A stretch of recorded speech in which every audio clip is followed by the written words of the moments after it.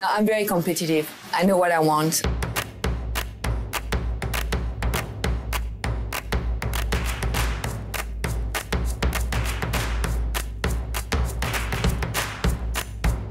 I go with my instincts. I go with my gut.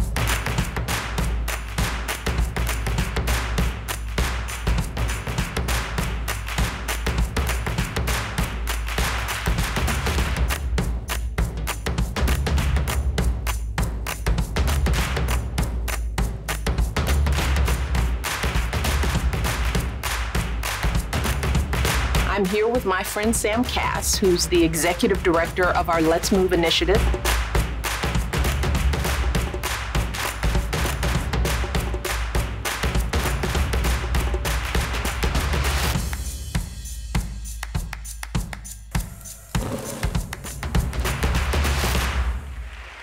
That was pretty good.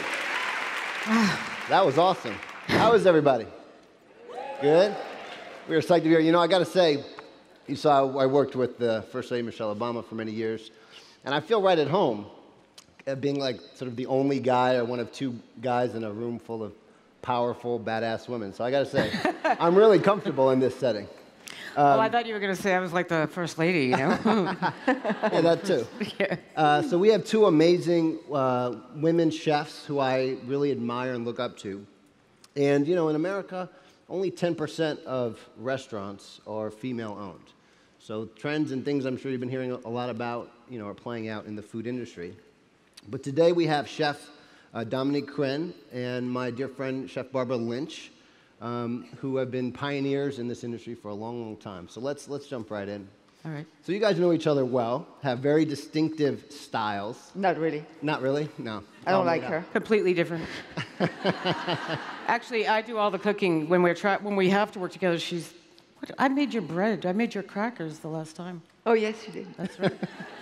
All right, so Dominique, describe Barbara's style for everybody. Oh, Jesus. I gotta be nice, right? Yes, you should. You should give it a whirl. No, I met Barbara years ago, and I looked at her as being an incredible human being, so much energy. And I think her style is when you are with her, it's what you see is what you get. You know, there is no no lies, nothing. She's an incredible cook. She's an incredible mentor, and she made incredible crackers for me. The art of the cracker. Okay, Barbara, your turn. Okay. Yes, I did. I met Dominique, gosh, I don't know when. I think it was in San Francisco. When I was way 18. Back. You went. I told her I brought a sous chef with me, and I really didn't. And she knew it right away because the person wasn't skilled on knives. So we were laughing about that. Dominique's food, I think, which I'm cooking with you next week, she's very poetic and artistic. And she, what I love about her is she does love America, and she loves cooking here, but she's also taking her culture and her cuisine and making amazing food. I mean, didn't you just are you like the chef of the world now, or best chef? No, not really. It's true. She is. So as a chef, I'm always curious about how chefs get started, what inspired them. So Barbara, maybe start with you. You know, you grew up with a single mom with 3 jobs, you know, but every night you came home to a home-cooked meal. Tell me how that shaped your approach to food and really what inspired you to become a chef. Yeah, my mom was a widow, and she had 7 of us, and I was the last Lynch. And she worked very hard to keep us off welfare. And I come from very humble beginnings. I actually haven't graduated high school. I never went to college. A huge learning disability. But I did know that if I could cook, that I'd always have a job. Mm-hmm. But, and I love, God, I love cooking. I love being in the kitchen. I love building teams. I love, you know, when a chef works for me for over 10, 12 years, you know, I want to be there to invest in him or her in their own restaurant. I just love the flour and water. I mean, you can make amazing pasta. I just love cooking. Yeah. Thank you. I know it sounds funny, but I just, and I'm really, it came natural to me. The part that didn't come natural is the business part, 8 restaurants later, but and I love that now. I just love it. Yeah. Kitchens are places where people who, otherwise maybe would struggle in sort of very formal environments can come and truly be themselves and not be scared of just rolling up their sleeves. No, you have to work together. Yeah. And you have to stick to your vision and get that team right behind you. And I love that. Yeah. So Dominique, you hail from France. Didn't go to culinary school. Correct? No. You did? No. Oh, absolutely, yeah. Me neither. Absolutely I'm not. with you on that. What a waste of cash, right? No, yes, I'm French, proud of it. Are you really? As you should be. I'm a person of the world. I'm a people of the world. No, I mean, I study, I went to school. You did? Yes. All right. How did you? I'm proud of you. I have a bachelor in economy and I have an international business degree. And so anyway, I didn't learn cooking at school. I'm French, so I know how to cook. It's in our blood. Anyway, when I came to San Francisco, I wanted to do something with my life, and I wanted to find at the time a vehicle to be able to express myself, but also to be a voice. And I thought cooking was natural for me. So I just started to work on the people. So for me, cooking is I love cooking. I think cooking brings people together, but cooking is a language, Mm-hmm. And that language, it's also an art. And it's nurturing. It's nurturing, but also there is things that you can, I think change can go, you can do changes through cooking and through food and to the community. So my dad was a politician. He was also a painter. So maybe this is, I find food as politics. Mm-hmm. And I was lucky enough to be given a platform. So now I'm here to fight for the people that don't have a voice. So that's what I'm doing. I love it. I love it. So kitchens are notoriously tough places, full of a bunch of angry, mostly men who do a lot of yelling and screaming. Yeah. And so as a young woman growing up, I know you work for Todd English, a notorious guy on that front. How was that? How did that shape you? What was that experience like? How did that translate into how you then ran your kitchens? Yeah. Well, 8 years with Todd, I learned what not to do, which is to be a screamer in the kitchen without any reason, actually. It was brutal working for him, but what I did learn is that, I'm going to be in this business for a long time. Yep. And I need to treat people with dignity and how I would want to feel when where I work. I didn't like to have to feel like I was on eggshells. The men part, forget about it. Like, I didn't have time for that crap. So, I'd just say, I'll see you in the window. And, it was my mission. It's like a game of hockey. It's like I always wanted to be the best dish on the pass. Mm-hmm. And, so I just didn't listen to that other shit. Yeah. So, yeah. Not competitive. You're not competitive at all. I say I'm not competitive. Yes, you are. Yeah, of course you are. My dish has to be the best on the pass, but you're not competitive? Yeah, to myself. I'm competitive about myself. Got it. I will compete to be a better person every day, for sure. And, to give back. This is where I'm at now, is just to give back what, knowledge is power. And really, I don't know. Yeah. Yeah. Well, you're doing some amazing stuff, which we'll get to in a second. So, Dominique, like, the tradition of yelling and screaming in tough kitchens comes from France, I would say. Has its origins. Actually, the French women are harder to cook with than the men. Oh. Whoa. Whoa. They're tough. So well, yes, it is. Can you relate to that experience? What was it like for you? Unfortunately, you know how the French Christian were with Escoffier, brigade and like the army, and you yell at each other. And I mean, I knew that, and I remember my dad, at a very young age, looked at me and said to me, you got to go out there in this world and do the things that you want to do. But remember, nobody is better than you, but you're not better than them. But you got to also treat people with respect, and you're going to see there's going to be experiences where people are not going to be respecting each other.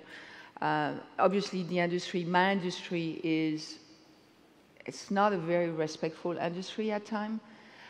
Even with this Me Too movement right now, we still have a lot of work to do. Yep. And but I remember I kind of had the same experience that Barbara when I worked the first time in the kitchen. I said to myself, one day I'm going to be a leader, and I will never treat people the way that I've been treated, and that was something that was very important to me. And it's just, we have to realize that we all need each other, and we all work with each other, and we need to treat people with respect. It doesn't matter, if you are, the boss or not the boss. I dislike the word boss. I love the word as being a leader. Everyone is a chef in my room. Yes, everyone is a leader, and you need to be able to lead your team, but the team also is leading you. It's a give and take. So, the French, man. Got to change that. Yes. But I think it is changing, and I think it's changing because a little bit. A new generation. Not entirely, but it's not like it used to be. So you mentioned something. So the issues around the Me Too movement and harassment is something that is deeply embedded in restaurant culture.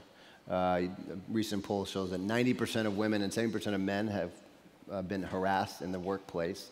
Some big name chefs, Mara Batali and a number of other John Besh just went down. Some of the chefs that have been really idolized for a long time.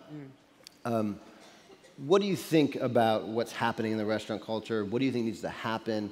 How have you dealt with this? Have you confronted this in your own restaurants? Well, I mean, it's. I was having this conversation on my way here. Is sometimes people think because they are men, they are entitled to do whatever they want.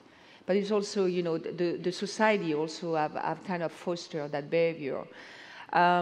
It's about education. It's about giving people the tool to understand that behavior needs to change. I mean, obviously, there is no tolerance for me for any sexual harassment, any discrimination or anything like that. I don't have to yell at them. I just look at them in the eyes and they know how I feel. I mean, come on, we're just in 2018 and but we have to be very careful with this Me Too movement, because a lot of people will tell you that they will change their way, but they're using this to be, not in a proper way. So there needs to continue. It needs to continue a lot of discussion, a lot of change. The media needs to also be able to help us, not about calling us and for us to point finger of whoever is bad. This is like, I'm sick and tired of this. Yeah. I was like, come on, tell me, who's the bad chef, It's like, no, you have a platform, help us. Yeah. We are the change. We are the voice. And, it's like in America, there is no leadership as far as government, Yeah. I think you have a president named Trump, I've never heard of him. But it starts with the people. It starts with us, and so every day we got to work at there. Every day we have to listen. Yeah. Every day we have to make sure that people are in the safe place. And it's work, It's every day, It's so. I mean, yes. I love my team, and my team is very important to me. It's like my family. So it's just.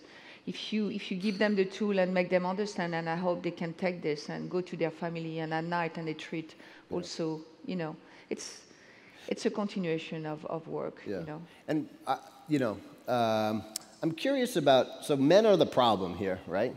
For the most part. No, this is not a problem. They are. As a man, I will just own the problem. And so then, but I asked you, so, this is definitely have to be a woman's led moment of empowerment and change. I think it should yeah, because we're the ones we're the problem. So what should men be doing to help solve this? What's men's role? Fucking wake up.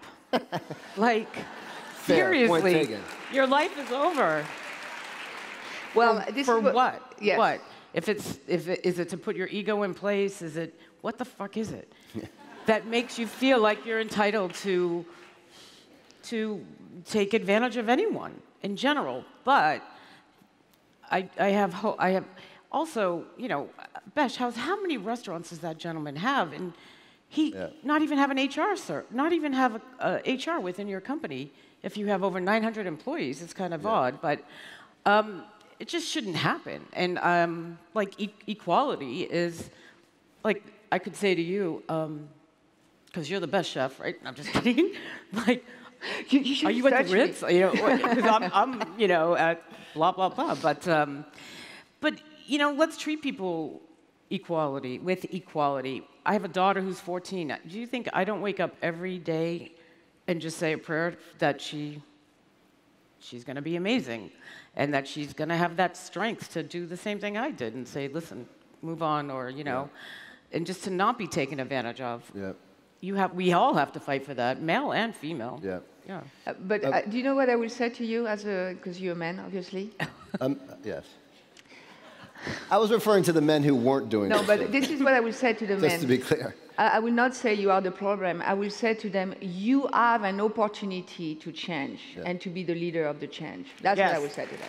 I totally agree with that.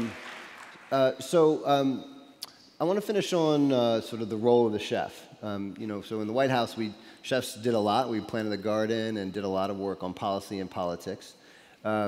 And you both are very active in bigger issues outside of just the kitchen. So what do you think the role of the chef is? And Barbara, I'd love to, you know, you do a lot of work on food access, around fruits and vegetables, to tell us a little bit about that work. That's coming to life very soon, so. Oh, did I just? No, God, no, it's like. Did I just like do the big reveal? Sorry. No, it's just timing and all of that jazz, but yeah, I think education, just because I actually didn't have it, I didn't grow up with an education, so education is very important to me. But I'm a visual learner, so I work with kids in schools. I have a foundation that teaches kids about agriculture, but not just food. It's entrepreneurship and leadership, mentorship, etc. Yes, you know, I'm blessed because of what I have. I never thought I'd get this far. So giving back is just, it feels like that's what I should be doing. You know, I kind of want to be a lobbyist someday in the White House, but because lobbyists, who fights for children, right? There's no money in it. So, you know, that's our next generation, and they're going to be great. They already have a voice, and I can't wait to see what happens.